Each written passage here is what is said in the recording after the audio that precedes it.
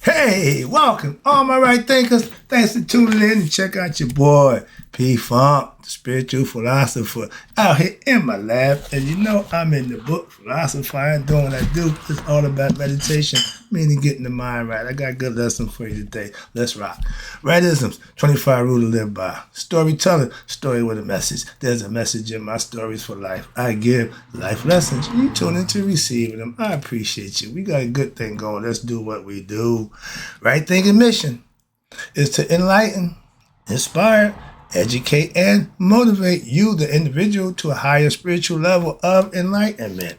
Right thinking is way of life through mental and spiritual discipline. Practice daily will help and guide you to obtain your goal of reaching spiritual enlightenment, aka know thyself.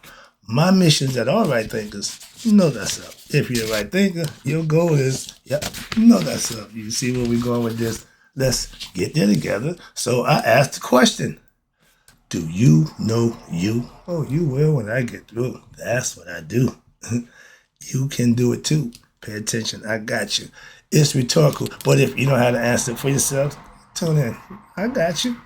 A person who knows not and knows not that they know not is foolish. Disregard them. A person who knows not and knows that they know not is simple, but you can teach them. That's why I do what I do for you. Appreciate you too. Stay tuned. I got more for you. A person who knows not and believe and think that they know is dangerous, avoid them. I do. A person who knows and knows not that they know is spiritually asleep. I can awaken them. I'm your spiritual alarm clock, here to wake you up with knowledge of self. That's what I do for you. A person who knows and those that they know is wise. Follow them. All these persons reside in you. Right thinkers, know thyself and to Mayat be true. Mayat gives us the purification of the heart. Integral yoga gives you knowledge of the heart, purification of one's mind. Okay, and when those two get together, the heart mind coherence, I'll show you the magic. But let's deal with right thing. Let's talk about integral yoga. Mastering that is the way to what? Certainly leads to happiness and inner peace. That's my concept. I got a few pages of information. Let's go. Good stuff. I call it the big four. These are the big four principles that you have to understand and master to get to the next level of what we call inner happiness or peace, inner peace. Integral yoga, I'm going to start right here. I forgot about this. I'm wrapping up the concept of the Mayat philosophy, and the question was how do you purify one's heart? This is the answer to that question. How then is it possible to eradicate negative karmic impressions and to develop positive ones? Right thinking, daily meditation. Okay, let me give you the answer. That's my answer. The answer lies in your daily practice of meditation and right thinking of what? You're following your spiritual disciplines. You practice what you learn. You practice what you learn. You get good at it and you do it collectively. You do this is known as right thinking philosophy. No, yoga. Enlightening, uniting with your higher self, whatever you want to call it, but that's what it is. You get in communion with God. When you study and profess and practice these teachings, how? By living them. Again, by living according to them. When? Daily. What'll happen? Your mind undergoes a transformation. I like to use the caterpillar concept because it's perfect. When you become a caterpillar, when you go into your metamorphosis, okay, you transform into what? A butterfly. The concept is buddy turned to a butterfly. The other buddy was still lollygagging, hadn't made his transformation yet, so he didn't know himself. They go out, hey, my man, yo, you changed. Man, the butterfly said, we supposed to. Get the concept? Get better, get your transformation, what? Mentally.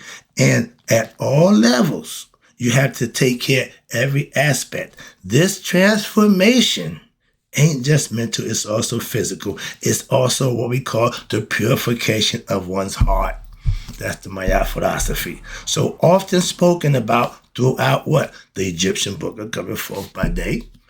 It signifies an eradication of negative impressions, bad thoughts, negative actions, which will now render one's mind to become what? Pure of thoughts, good thoughts, subtle ideas, right thinking. When the mind is rendered subtle and right, now what? Then spiritual realization is possible. I'm starting to run, feet getting busy. You start to see things a little different. Why? That third eye. This is my spiritual philosopher's hat. Why? I'm philosophizing about spiritual concepts. So I got the title. I understand it. Moving on. It's funny to me. But when you practice these disciplines, you are what? Purifying your heart. How? By living according to them. And the teachings that you're learning is knowing what we call yoga of action, or more commonly known, Maya.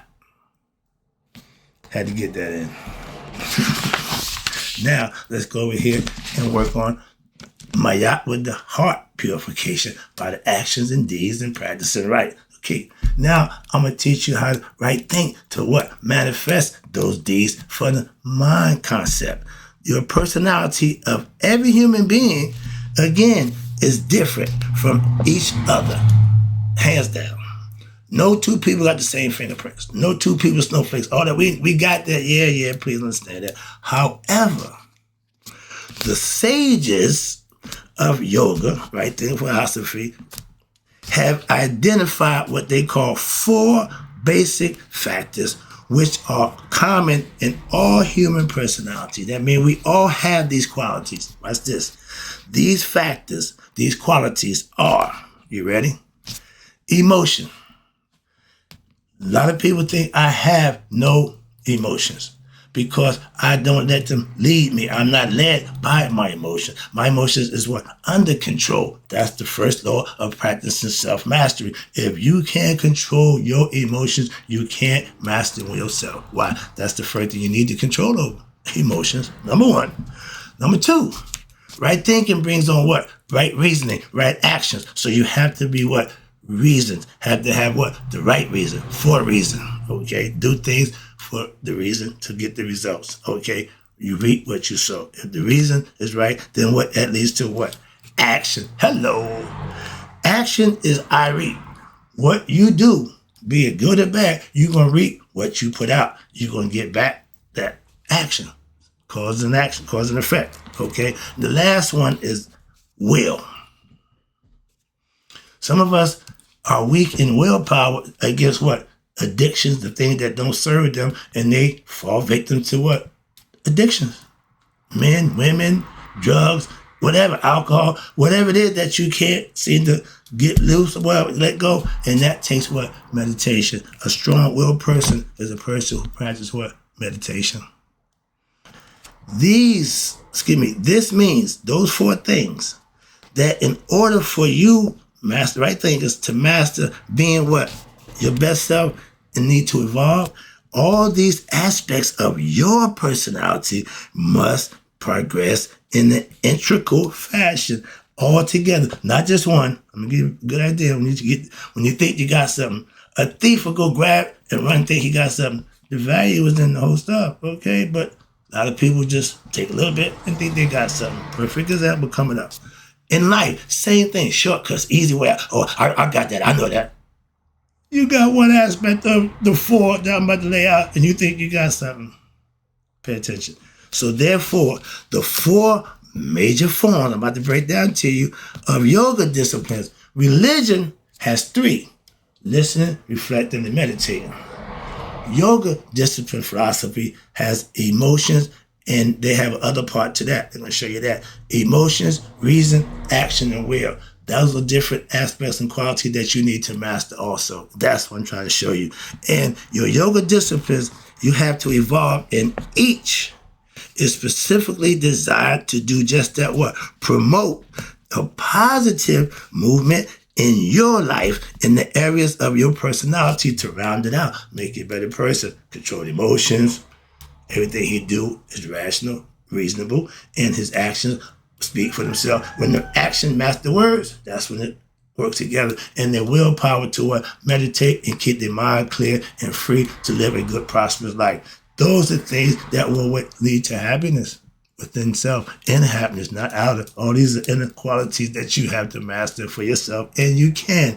The yoga of devotion goes with emotion. I give that concept to the Christians. I know my Christian family, they are devoted to Christ. My pastor is a devotee to Christ, and it's a beautiful thing when it's done in earnest and it's done right. Why? Good people doing good stuff. I love them for that right there. Not because they're Christians. They're good people. I love them people. My church family. Okay? I told you about that. But the whole point of devotional love, it enhances and it harnesses what? Your emotional aspect as a human being, your personality, and it directs it what? Towards higher self, aka God. Everything they do, pretty much, is to be good and seen in God's sight. That make them good people, practicing a faith that they following to the letter of the law. If I get them to be right thinkers, it'll be better. No, they ain't got to be better. Why? They just as what they need to be with what they doing. I ain't got a problem with that. Okay, and I love that for that purpose. But watch this. I'm old school. I mastered the yoga of wisdom. I told my pastor I found God through studying and living and practicing. So I know what I'm doing. He said, brother, right? You got your own ministry. That's what the ministry is. Okay, so that was his concept to them. And I told him, yoga of wisdom, it enhances and it harnesses your reasoning aspect in the human personality. And that brings on what? The next level, reason with wisdom. You do something that's right, you know what you're talking about. If I say that, that's what it is. Don't question my integrity, please. Why? I don't just do that. Trust me, if I say it, that's what it is. Moving on. That's why I'm a man of my word. My word is to tell you what I need to tell you. And it directs, again, your wisdom toward higher self, God. I want to know much about God as I can. I want to know how the way to get to God as I can. And next one is my favorite, the yoga of action, aka selfless service, Maya. It enhances what? The movement of what? Your right behavior, your morals, and your aspect as a human being, and it directs it towards what? Yet again, higher self, God. The yoga philosophy don't give God a title. They say higher self, supreme self, okay? The all.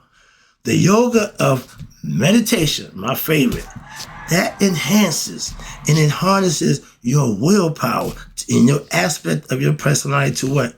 To do, to get it done, and you direct that to what? Higher self. All these qualities I had, I just used it for a less noble purpose, all right? An illicit purpose. And they don't care. They don't care how you use them. But you pay the price. I'm trying to, oh yeah, I know the difference now. And again, it shows you here. I just read to you the first one, emotion, devotion with earnest. That's God, respecting. Reason, logic, wisdom from experiencing. I have that from my life experiences, from following the lessons I learned over 30 years. Next one is action, selfless service. That's my favorite. It means you're doing something, okay? Good things get rewarded with what? Good blessings. Last one, will. That's the meditation. It takes willpower from within to meditate.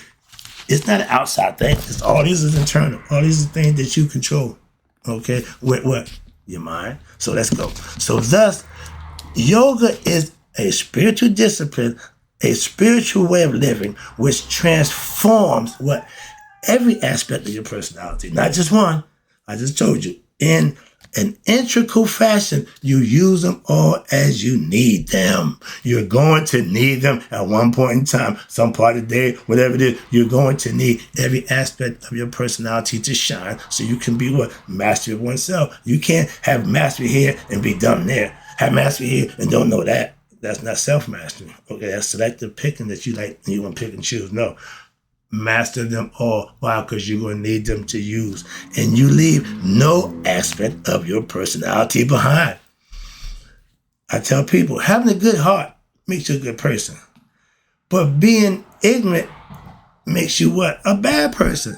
You got to figure out how to become smart. Don't worry about the heart. The heart is the heart. And a good heart is going to be a good heart. But an ignorant person can deter the heart. Why? Because y'all going to be constant conflict, constant back and forth, bickering, back and forth. Why? Because y'all ain't on the same accord. When the heart and mind becomes one, I don't argue. I'm not confused. My mind is in total harmony with my heart. My heart is in total mind with my consciousness. I know myself, so I do just what I need to do. You can do those things too when you practice to know you. That's what I'm trying to get you to understand. Back to lesson. Sorry about that. And when you go beyond, leave no aspect of your human being behind your character. This is important. Why? Because an unbalanced movement would lead to frustration, disappointment, and more ignorance. What's this? More distractions and even more illusions, leading you further away from your higher self. You're going the wrong way. If you ain't going that way, you're either going that way, or that way. But this is the way you want to go. For example, I told you, you just can't pick one. So I've got reason. I know how to reason. I can think. No. But do you have control over emotions? Huh? What? Right there. Let me show you a breakdown right quick. Perfect example. For example, if a person develops mastery over the reasoning aspect of their personality and think they got it. I got this. Now he or she may come to believe that they have discovered the higher self. I know God. I can rationalize. I can reason. I know. However, the truth is in the pudding. When it comes to now dealing with some problem of life outside of the reasoning aspect, such as a death of a loved one or close loved one, because they didn't have their devotion and emotions under control, they fall apart. What happened to the reasoning? Out the damn reasoning, no, the emotions then took them on, ran them up. When you can't control your anger, your volatility to react, whatever your excuses is, you got to get better at that. Every individual is responsible for that. I got the hawk in me. I ain't let him out in a minute. Why? I'm trying not to. That ain't a good thing. Walking around raising up on everybody, just wilding out because been there, done that. That don't serve no purpose. But we see people who live on that wavelength where if they get mad, they go crazy. That's personal, okay? When you, even more ignorant, for example, person, okay, now when they lose a friend, a loved one, as for their personality, she can't believe that they had discovered a higher self. Now, what's this? When they lose a loved one, such as the death of a loved one, they cannot control the emotions. Ding, ding, ding. Or if they are tempted to do something unrighteous, okay, low willpower, okay, such as smoking. I got to smoke. If it ain't healthy, if it ain't good, I got to have a drink. If it ain't, I got to get high. These are things that you think you have to do, so you're going to do them. But if you had willpower, you can, I ain't got time for that nonsense. I'll stop whatever I'm doing that ain't working for me cold turkey. Don't need no damn program. No, I'm not doing that. Well, I'm done with that. Perfect life experience, I'll tell you about them anyway. But such as they can't stop smoking, they can't control their actions to do the right thing. They're going to act on emotion. If you're angry, you're going to say and do things that's not going to be nice, not going to be good. And if you can't control that, then you're responsible for come out your pie hole and whatever you do. And you have no desire or willpower to resist. You just go for it. Don't even try to stop. Well, I got no excuses. No excuses. If I get upset about something you said to me and punch you in your face, I'm going to jail. Because I couldn't control my emotions.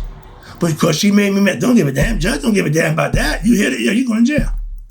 Domestic violence. Man and woman, you can't hit no woman. No matter what she said. No matter what, you can't do that. Moving on. That's will. Right there. I ain't doing that. You can call me a man. You can say what you want. No, I'm not hitting you. No. Don't hit me though. No, I'll hit back. But the vision of integral yoga, and that's the purpose of it. And it's a lofty goal. Why? Which every human being can achieve with with the proper spiritual philosopher guidance and more self-effort. I can only instruct. I can only give you information. You have to put it to work.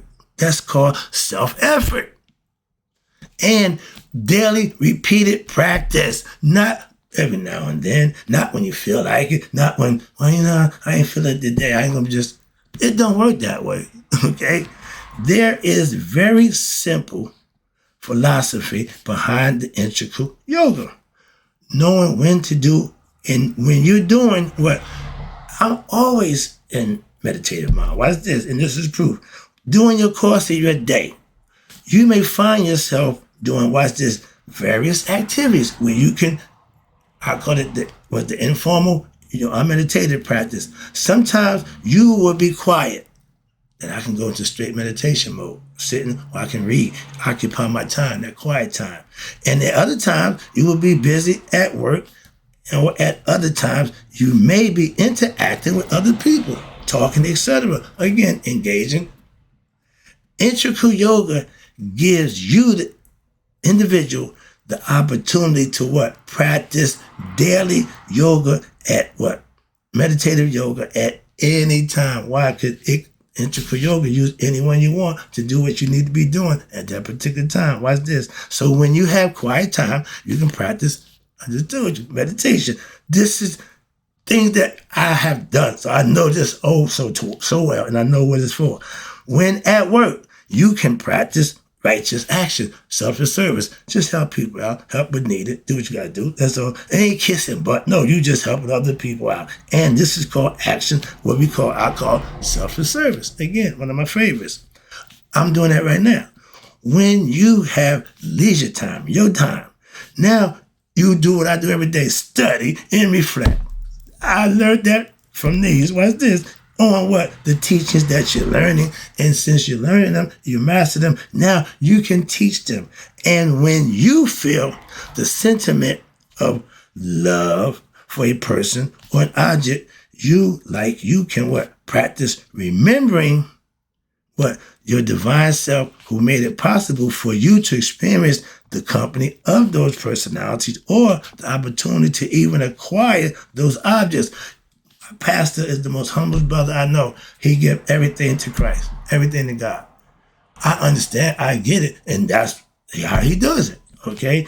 And from a higher perspective, you can also practice self-reflecting on how the people and the objects in creation are expressions of what? The same divine, and this movement will lead you to what? Have a spontaneous and a perpetual state of what? Bliss or ecstasy. We call it peace and hotep, bliss. At all times, just be happy. Just I love Maya. Well, I just live in Maya. Everything is done with balance and understanding. I love that. Why? It keeps me where I need to be, focused and on point, doing the right thing all the time. Everybody don't hold themselves accountable to do that. Oh, you think you're perfect. No, I just know what I'm doing. You got the same opportunity. I'm telling you right here. Which are what? These are all hallmarks of what? A spiritually enlightened person. Feet get the movement. That's what I'm trying to tell you. This purpose of integral yoga, right thinking philosophy, is therefore what? Is here to promote integration of what? Your whole personality of the individual, a human being, which will lead to what? Complete spiritual enlightenment. Not every now and then, not selective, no, but a complete. So thus, right thinking philosophy, aka integral yoga practice, should be understood as what of the most effective methods to practice mystical spirituality, aka right thinking philosophy in your daily life. Why? Because you reach heights that you had no idea, and only you can imagine what they are because you set them for yourself. I want to get this next part in because what I just said leads into this, so I didn't want to break it up. So it's going to be a little long lesson, but this is the best part right here. When you do those things, mastering those things leads you to what? True happiness and inner peace. That's why I'm teaching now. That's right. I'm growing. Popular culture, today's society, holds that happiness comes from hoarding objects and wealth, as well as from what? Promoting situations which provide pleasures, and other prosperities in life. Bogus, wrong, just wrong. And y'all follow this diagram to the T, and every time you find out that what, in the end, it's wrong. That's not a good thing to do. I'm telling you before you go, don't do it. Why? It's wrong. It's wrong. Go through it. Yeah, you was right. Trust what I tell you, or don't waste my time with even talking to me. Why? That's the waste of my time to tell you something that you're not going to do anyway. That's why. Upon close reflection in life, it will be quickly noted, watch this, again, that this is an illusion. I said that before I even got to why. I already know all of that. I want you to know I do. Now, have you ever met anyone who was really happy all the time? Speak for yourself. No, ain't nobody all this. No, why? It's called life. And you got to deal with them as they go. But when you have what? Inner peace. When you found happiness within yourself, you happy all the time. I am. Moving on. Even those who seem to have what? Everything. I ain't nowhere near that, but I got everything I need. That want for in life. They have everything, and they never satisfied. Why? They want more. You got billions of dollars. What you want more? Billions of dollars. Why? Just to say I got billions of dollars. That's for society. I'm rich. I'm a billionaire. I'm a J Fund. I was a mansion in the yacht. Grandstand and boasting. None of that goes with you at Judgment Day. Moving on. All the physical stuff stay right here. But they are ever restless and unfulfilled. Why? They always look at, just look, start looking out, looking inward. Look at your own life and reflect upon that. The objects, the money, and the people do not and cannot bring you true happiness or peace. Can they? Have they? Will they? Nope. But in the end, they are fleeting, just like this life here on earth. True happiness and inner peace can only come to those who are detached from the objects and sentimental worldly relationships. I'm not beat for none of those things. And when you reach that level, you can say that. But if you haven't, I don't know, I'm going to have my own. Okay, that's your choice. Again, be they considered pleasurable or a source of pain. Consider your sleep time. I tell you, when you go to sleep, you're practicing for death. Death meaning the physical body is no longer in use. Everything will be done from here. So either you're going to go into eternity, or you're going to go to what? Another body to do it all over again. That's why. But sleep to the physical body, it needs to do that. The mind don't. But when you turn away, watch this. When you go to sleep, you're doing what? You're turning away mentally from the world of what? Your ego personality. The me, the I disappears. And do you not experience what they call considered peace and tranquility, such as nothing you can experience in the wake world, the human experience? When you go to that deep sleep state, when you go meet Amun, when you come back, you feel so good. You don't have a clue what happened. Why? Because you ain't conscious. Your mind ain't that adapt to know that lucid dreaming while you're dreaming, knowing that it's still you in the dream. Yet you have people who continue in life to search for what? True source of peace and pleasure. How? Through the ego. That means physical. Ego-based experience. You can't acquire enough stuff. You can't get enough money to what? Give you peace and happiness internally. So they don't know that, but they continue to try. Yet, watch this. Now, this is because of what? Lack of reflection and distraction of one's mind, ignorance. True peace and fulfillment can only, hear me again, true peace and fulfillment can only occur when there is what we call steadfastness, stand on what you believe, living by the faith. You're walking by faith, not by sight for the Christians, believers. They steadfast on what they practice and what they believe. 100% in compliance with them. In the inner self, why they know that God within them is the one that drives them, and there's no leaning upon what? The illusions of the physical world or external desires of the egoistic self, the feelings or the sentiments, exactly. Just me, I just want everything. It's beyond that. Got to get better than that. And when these qualities have been developed in yourself, now what happened? You have reached peace and joy can be experienced when? At all times. Okay? Such as in a sage, moi, or spiritual philosopher.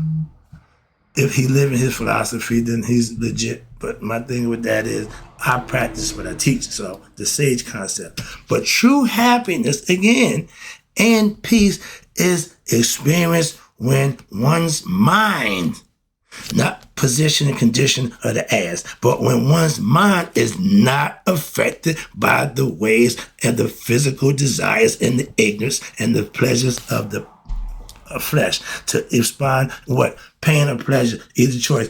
I don't care. When I do what I'm doing, it ain't about that. It's about getting it done. It's a little different. And when your goal is to what? To get something in return, it ain't gonna always be good unless you do what? The right thing. Wrapping it up. So true happiness and prosperity are inner treasures. Ding, ding, ding, ding, ding. Inner, not physical. I got inner stuff for you that you don't get to have. No, it's inner. That's the difference in spiritual. Which are the what? To be discovered where? Within the heart and not in the outside world. Hello. Hello. The goal of leading a meditative lifestyle, right thinkers, is to discover one's true treasure in what? Inner self, where you find peace at the heart. This treasure is more important than any form or outer prosperity, no matter how secure it may seem to be. Anything, again, anything outside of oneself can be lost, but can you lose anything which you hold in your heart? Oh, take that to the grave. Why? Judgment Day, we're going to check it out. Therefore, that which is inside the innermost reality, which is within you, is more real and abiding than any outer development in the physical world of human experience. So why do people continue to search incessantly for worldly possessions and activities which they believe, look at that word again, will bring them happiness? They're ignorant. This spirituality are directed to answering this question as well as to showing you the path which would enable one to what? Discover their true fountain of peace and joy, which we call nihas, or really known spiritual enlightenment, or to know thyself. That's the lesson. That's the concept. Hope you enjoyed it, right thinkers? This is getting to be fun for me. Hope you enjoyed it and learned some things. This is all about knowing how to use this thing up here. And in closing, right thinkers, may you all live to be 100. Me 100 minus a day. So I never know that my right thinkers who mastered the integral yoga philosophy have passed away. I'll be right back.